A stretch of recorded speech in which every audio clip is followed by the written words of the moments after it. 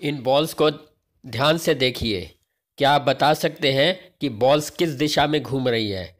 आप में से कुछ कहेंगे कि बॉल्स क्लॉकवाइज डायरेक्शन में यानी कि घड़ी की दिशा में घूम रही हैं, या फिर कुछ कहेंगे कि एंटी क्लॉकवाइज डायरेक्शन में यानी कि घड़ी की उल्टी दिशा में घूम रही हैं, या कुछ कहेंगे कि दोनों ही दिशा में घूम रही हैं, एंटी क्लॉकवाइज में भी और क्लॉकवाइज में भी। सच्चाई क्या है?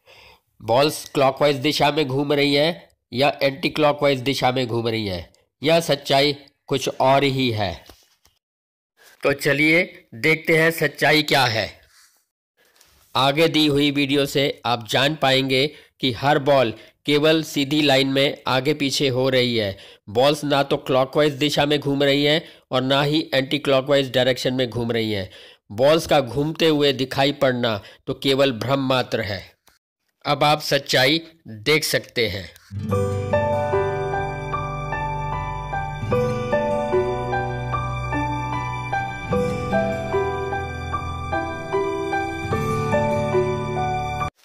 इस एक्सपेरिमेंट से यह साबित होता है कि हमारा मस्तिष्क हर समय भ्रम की अवस्था में ही रहता है, अर्थात यह जो भी देखता है, सुनता है, उस पर यकीन कर लेता है और उसे सत्य मानकर जीता है।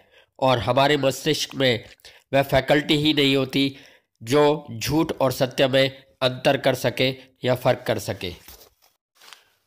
उदाहरण के तौर पर यदि कोई व्यक्ति सो रहा हो और नींद में ख्वाब देखे कि कोई उसकी जान ले रहा है या उसको कोई मारने आ रहा है, तो उसकी दिल की धड़कन बढ़ जाती है, सांसें तेज हो जाती हैं, रक्तचाप भी बढ़ जाता है और हो सकता है वह व्यक्ति नींद में चिल्लाने लगे, बचाओ बचाओ। सपना देख कौन रहा होता है? जी हाँ, व्यक्ति का मस्तिष्क। तो क्या मस्तिष्क को मालूम पड़ता है कि ये केवल सपना है, सत्य नहीं?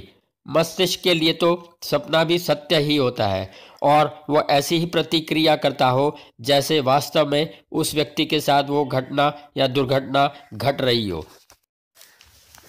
अब सवाल यह आता है कि फिर हमें पता कैसे चलता है कि सच्चाई क्या है, सत्य क्या है और झूठ क्या है?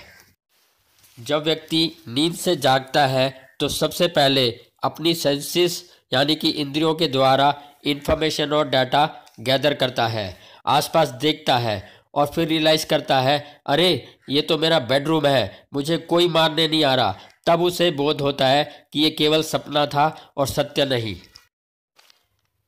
इस सिद्धांत का एक और उदाहरण, जब लोग सिनेमा हॉल जाते हैं तो पिक्चर देखते समय सबको मालूम होता है कि ये केवल वर्चुअल है यानी कि एक्चुअल में नहीं है।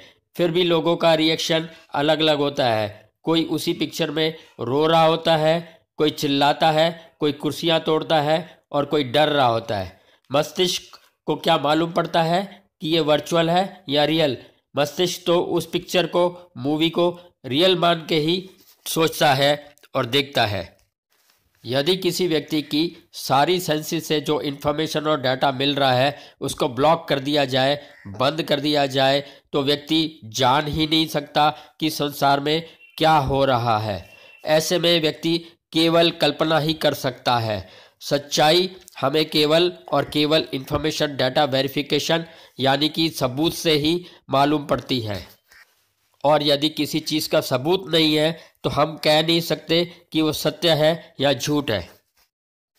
अब इस सिद्धांत का एप्लीकेशन क्या है, यानी कि इसको जीवन में कैसे इस्तेमाल कर सकते हैं और कहाँ कहाँ इस्तेमाल कर सकते हैं। आपने जब भी पार्किंग में 10 रुपये, 20 रुपये या 50 रुपये दिए, क्या आप गारंटी के साथ कह सकते हैं कि वो पार्किंग वाला ही था? क्या हम उसका कॉन्ट्रैक्ट कभी वेरीफाई करते हैं? हम तो बस उस व्यक्ति के हाथ में पर्ची देखते हैं और उसको पैसे दे देते हैं।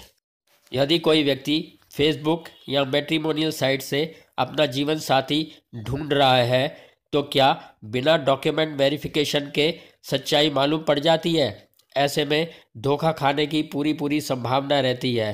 क्या ज़रूरी नहीं कि उस व्यक्ति का salary certificate, income tax return, health certificate और दूसरे परिवार के सदस्यों से मिलके सारी इन्फॉर्मेशन, जानकारी वेरीफाई कर लिए जाए?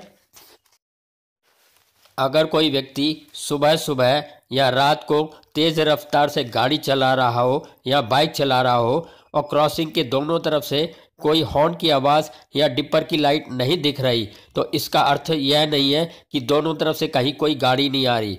ऐसे में धोखा खाने की पूरी संभावना होती है। बेहतर होगा अगर क्रॉसिंग से पहले अपनी गति धीमी करके दोनों तरफ से जानकारी ले ले, ताकि दुर्घटना से बचा जा सके। हमारी सेंसेस यानी कि इंद्रियों की भी एक रेंज होती है, यानी कि सीमा होती है, जिसमें हम डाटा और इन्फॉर्मेशन कैच कर सकते हैं। उदाहरण के तौर पर शरीर के अंदर क्या परिवर्तन चल रहा है, हर बात हमारी सेंसेस को मालूम नहीं पड़ता। शरीर में कोलेस्ट्रॉल लेवल कितना है, शुगर कितनी है, ब्लड प्रेशर कितना है या अन्य रसायन कितने हैं, ये हमें सेंसेस से आवश्यक नहीं कि हम जान पाएँ। अतः प्रिवेंटिव हेल्थ चेकअप समय समय पर करवाते रहने से कड़वे और भयानक सेहत संबंधी धोखों से बचा जा सकता है। अगर आप किसी कॉन्ट्रैक्ट या परचेज ऑर्डर पर या किसी अन्य महत्वपूर्ण पेपर पर बिना पढ़े साइन कर रहे हैं, तो धोखा खाने की संभावना होती है। अतः बेहतर होता है साइन करने से पहले उस पेपर को अच्छी तरह से पढ़ लें, ताकि कोई उसमें कमी या खामी ना हो। अगर आप भूतकाल या भविष्यकाल की चिंता करते रहते हैं, तो आपका मस्तिष्क इस सूचना को भी सत्य मानकर प्रतिक्रिया करता है, जिससे आपका ब्लड प्रेशर बढ़ सकता है, एसिडिटी हो सकती है, नींद ना आना, घबराहट होना इत्यादि ऐसी समस्याएं हो सकती हैं। अगर चिंता करने की आदत हो तो बेहतर होता है अपने आप से सबूत मांगो कि मेरे पास क्या सबूत है कि ऐसी घटना होगी या मेरे साथ ऐसा बुरा होगा। और अगर कोई सबूत ना हो तो फिर चिंता किस बात की। और इसी प्रकार यदि कोई बिजली, पानी या गैस इत्यादि की रीडिंग लेने आता है, तो आप आई कार्ड वेरीफाई करके सच्चाई जान सकते हैं और धोखे से बच सकते हैं। सुनी सुनाई बातों पर यकीन करने से या अफवाहों पर यकीन करने से आपके संबंध बिगड़ सकते हैं या गलतफहमी हो सकती है। अतः बेहतर होता है अगर संबंधित व्यक्ति यानी कि कंसर्न व्यक्ति से असलियत क्या है, सच्चाई क्या है, वेरीफाई कर ले। अगर किसी व्यक्ति ने किसी विशेष रंग के कपड़े या कोई खास किस्म की पोशाक पहन रखी है, तो इससे यह साबित नहीं हो जाता कि वह व्यक्ति धार्मिक है। और ठीक ऐसे ही यदि किसी व्यक्ति के घर पर किसी धार्मिक गुरु की फोटो टंगी है, तो इससे यह साबित नहीं होता कि वह धार्मिक है। बेहतर होता है कि उसके तथ्य को वेरीफाई किया जाए। सत्य तो यही है कि बिना वेरिफिकेशन के, बिना सबूत के हम सच्चाई नहीं जान सकते। हमारा मस्तिष्क हर समय भ्रम की स्थिति में रहता है। इसलिए बेहतर है कि अगर सच्चाई जान लें, वेरीफाई कर लें, सबूत मांग लें, तो हम बहुत सारे धोखों से बच सकते हैं। इस सिद्धांत को जीवन में यदि कोई भी महत्वपूर्ण निर्णय लेना हो, उससे पहले अगर तथ्यों को वेरीफाई कर लें, तो आप धोखों से बच सकते हैं। अगर इसी तरह की और इंस्पिरेशनल, मोटिवेशनल और एजुकेशनल वीडियोस देखना चाहते हैं, तो मेरे YouTube channel be happy enjoy life को सब्सक्राइब करें।